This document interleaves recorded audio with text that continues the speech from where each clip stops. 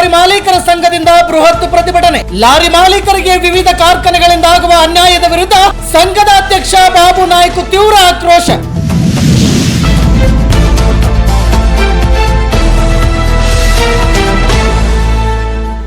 ವೀಕ್ಷಕರೇ, ಬಳ್ಳಾರಿ ಜಿಲ್ಲೆ Sandur taluk tipper lorry ಮಾಲೀಕರ ಸಂಘದ ವತಿಯಿಂದ ತಾಲೂಕಿನ ಧರ್ಮಾಪುರ ಗ್ರಾಮದ ಬಳಿ ಇರುವ ನರಸಿಂಹ ಐರನ್ ಓರ್ ಗಣಿ ಕಂಪನಿಯಿಂದ ಮತ್ತು ಸಿದ್ದಾಪುರ ಗ್ರಾಮದ ಬಳಿ ಇರುವ ಕರಡಿಕೊಳ್ಳ ಐರನ್ ಓರ್ ಗಣಿ ಕಂಪನಿ ಹಾಗೂ ಎಂಎಸ್ಪಿಎಲ್ ಬಲ್ಡೋಟ ಹಾಲವರ್ತಿ ಕೊಪ್ಪಳ ಕಾರ್ಖಾನೆಗೆ ಮತ್ತು ವೈಟಿಸಿ ಎಂಎಸ್ಪಿಎಲ್ ಪ್ಲಾಟ್ಗೆ ಹೊರಗಿನಿಂದ 14 ವೀಲ್ ಅಂಡ್ 16 ವೀಲ್ ಟಿಪ್ಪರ್ ಲಾರಿಗಳನ್ನು ತಂದು ಅದಿರು ಸಾಗಾಣಿಕೆ ಮಾಡುತ್ತಿರುವುದನ್ನು ತಡೆಯುವಂತೆ ಹಾಗೂ ಹೊರಗಿನ ಗಾಡಿಗಳನ್ನು ಸಂಪೂರ್ಣವಾಗಿ ಬಂದ್ ಮಾಡುವಂತೆ ಆಗ್ರಹಿಸಿ ಪಟ್ಟಣದ ಎಪಿಎಂಸಿ ಮಾರ್ಕೆಟ್ನಿಂದ ಸಂಡೂರು ತಹಸೀಲ್ದಾರ್ ಕಚೇರಿವರೆಗೆ ಬೃಹತ್ ಪ್ರತಿಭಟನೆ ನಡೆಸಲಾಯಿತು.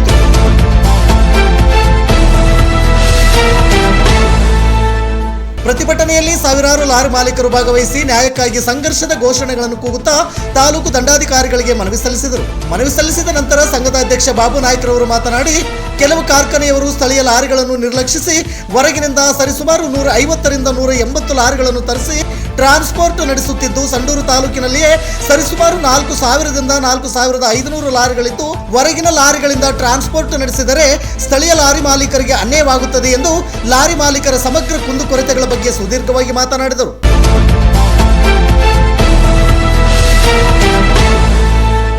ಪ್ರತಿಭಟನೆಯಲ್ಲಿ ಸಂಘದ ಸರ್ವ ಸದಸ್ಯರು ಮತ್ತು ಸಾವಿರಾರು ಲಾರಿ ಮಾಲೀಕರು ಭಾಗವಹಿಸಿ ಪ್ರತಿಭಟನೆಯನ್ನು ಯಶಸ್ವಿಗೊಳಿಸಿದರು. ನಿತ್ಯ ನಿರಂತರ ಸುದ್ದಿಗಾಗಿ ಗರುಡ ನ್ಯೂಸ್ ವೀಕ್ಷಿಸಿ.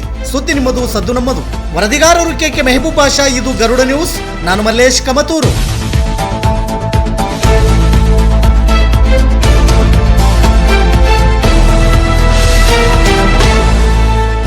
ಬಂದಿರ್ತಕ್ಕಂಥ ಎಲ್ಲ ನಮ್ಮ ಪ್ರೇಕ್ಷಕರುಗಳಿಗೆ ಮೊದಲನೇದಾಗಿ ಸ್ವಾಗತ ಕೊಡ್ತೀನಿ. ಮತ್ತು ಸಂಡೂರು ತಾಲೂಕಿನಲ್ಲಿ ಎಂಎಸ್ಪಿಎಲ್ ಗಣಿ ಕಂಪನಿ ಒಂದು ಸುಮಾರು 7 ಮೈನ್ಸ್ಗಳನ್ನ ಬಿಡ್ಡಲ್ಲಿ ಹರಾಜಲ್ಲಿ ತಗೊಂಡಿರ್ತಾರೆ. ಈಗ ಅದರಲ್ಲಿ ಪ್ರಸ್ತುತವಾಗಿ 2 ಮೈನ್ಸ್ಗಳು ಟ್ರಾನ್ಸ್ಪೋರ್ಟ್ ನಡೀತಾ ಇದ್ದಾವೆ. ಒಂದು LMC ಅಂತೇಳಿ ಕರಡಿಕೊಳ್ಳ ಐರನ್ ಓರ್ ಮೈನ್ಸು, ಒಂದು ನರಸಿಂಹ ಮೈನ್ಸ್ ಅಂತೇಳಿ HRG ಮೈನ್ಸು. ಸೊ HRG ಮೈನ್ಸಿಂದ ಪ್ರತಿ ವರ್ಷಕ್ಕೆ 23 ಲಕ್ಷ ಟನ್ನು ಅದಿರು ಸಾಗಾಣಿಕೆ ಮಾಡ್ತಾರೆ. ಆಮೇಲೆ LMC ಮೈನ್ಸಿಂದ ಪ್ರತಿ ವರ್ಷಕ್ಕೆ 7,80,000 ಟನ್ನು ಅದಿರು ಸಾಗಾಣಿಕೆ ಮಾಡ್ತಾರೆ. ಒಟ್ಟಿನಲ್ಲಿ 2 ಮೈನ್ಸಿಂದ 30 ಲಕ್ಷ ಟನ್ನು ಅದಿರು ಸಾಗಾಣಿಕೆ ಆಗುತ್ತೆ ಒಂದು ವರ್ಷಕ್ಕೆ. 7 ಮೈನ್ಸ್ ಸೇರಿದರೆ ಸುಮಾರು 85-90 ಲಕ್ಷ ಟನ್ನು ಅದಿರು ಸಾಗಾಣಿಕೆ ಆಗುತ್ತೆ. ಸೊ ಇದೇ ಥರ ಬಿಡ್ಡಲ್ಲಿ ಮಾನ್ಯ ಜಿಂದಾಲ್ ಕಂಪ್ನಿ ಅವರು 7ರಿಂದ 8 ಕಂಪ್ನಿಯನ್ನು ತಗೊಂಡು ನಡೆಸ್ತಾ ಇದ್ದಾರೆ.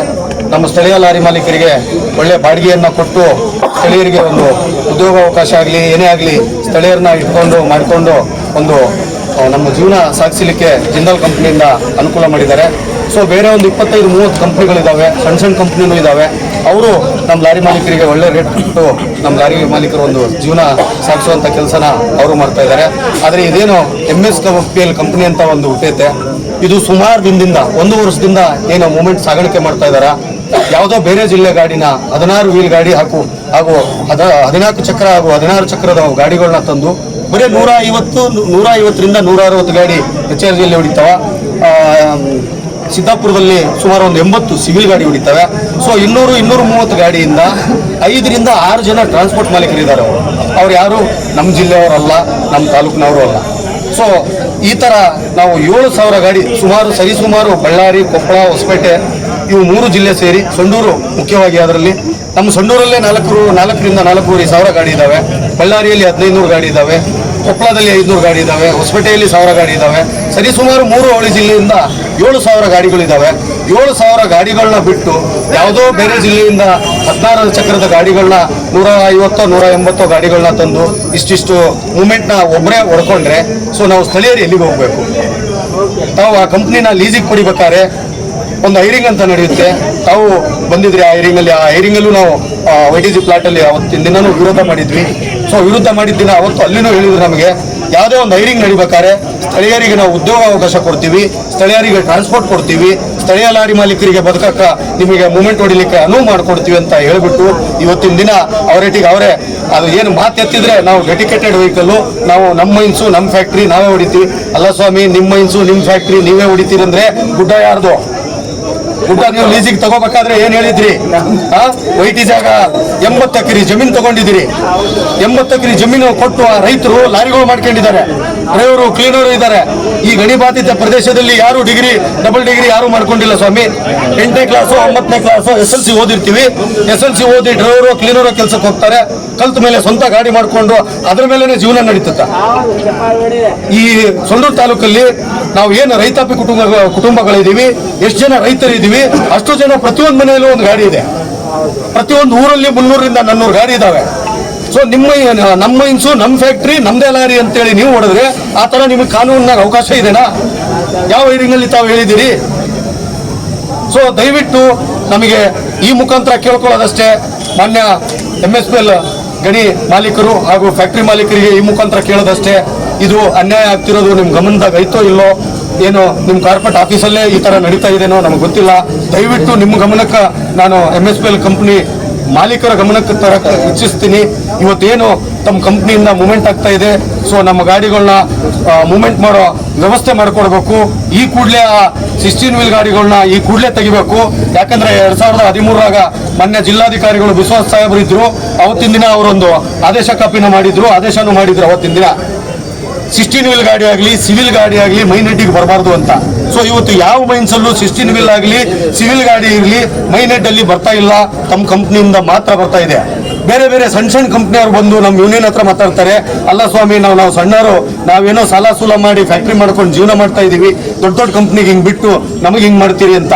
ಸೊ ಇದೇ ದಾರಿನ ಬೇರೆಯವ್ರು ಹಿಡಿದ್ರೆ ನಾವು ಲಾರಿ ಮಾಲೀಕರೆಲ್ಲರೂ ವಿಷ ಕುಡಿದು ಸಾಯ್ಬೇಕಾಗುತ್ತೆ. ಸೊ ದಯವಿಟ್ಟು ಈ ಮೂಲಕ ತಮ್ಮ ಕಂಪ್ನಿ ಮಾಲೀಕರಿಗೆ ಈ ಮೂಲಕ ತಿಳಿಸಕ್ ಇಷ್ಟಪಡ್ತೀನಿ. ದಯವಿಟ್ಟು ನಾಳೆಯಲ್ಲಿದ್ದಾನೆ ಆ ಗಾಡಿಗಳನ್ನ ಬಂದ್ ಮಾಡಿಬಿಟ್ಟು ನಮ್ಮ ಊರು ಅವಳಿ ಜಿಲ್ಲೆಯ ಬರೀ ಸೊಂಡೂರು ಅಂತ ನಾವು ಕೇಳ್ತಾ ಇಲ್ಲ, ಸೊಂಡೂರು, ಬಳ್ಳಾರಿ, ವಿಜಯನಗರ, ಕೊಪ್ಪಳ ನಮ್ಮ 3 ಜಿಲ್ಲೆಯಲ್ಲಿ ಲಾರಿ ಮಾಲೀಕರಿದ್ದಾರೆ. ಸೊ 3 ಜಿಲ್ಲೆ ಲಾರಿ ಮಾಲೀಕರನ್ನ ಬದುಕಕ್ಕ ಇಲ್ಲಿ ನಮಗೆ ವ್ಯವಸ್ಥೆ ಮಾಡಿಕೊಡ್ಬೇಕಂತ ಈ ಮೂಲಕ ತಮಗೆ ಕೇಳ್ಕೊಂತೀನಿ. ಇದೇನು ಇವತ್ತು ಮೆಮೊರಾಂಡಮ್ ಕೊಟ್ಟಿದ್ದೀವಿ, ಸುಮಾರು 300-400 ಜನ ಬಂದಿರಬಹುದು. ನಾವು ಯಾವುದೇ ಮೂವ್ಮೆಂಟ್ ಬಂದ್ ಮಾಡಿಲ್ದಂಗ ಬರೀ ಲೀಡರ್ಸ್ಗಳು ಬಂದಿದ್ದೀವಿ. ಇದೇನು ಮೊನ್ನೆ ತಹಸೀಲ್ದಾರ್ ಸಾಹೇಬ್ರಿಗೆ ಮೆಮೊರಾಂಡಮ್ ಕೊಟ್ಟು ಅದರಲ್ಲಿ ಬರೆದಿದ್ದೀವಿ.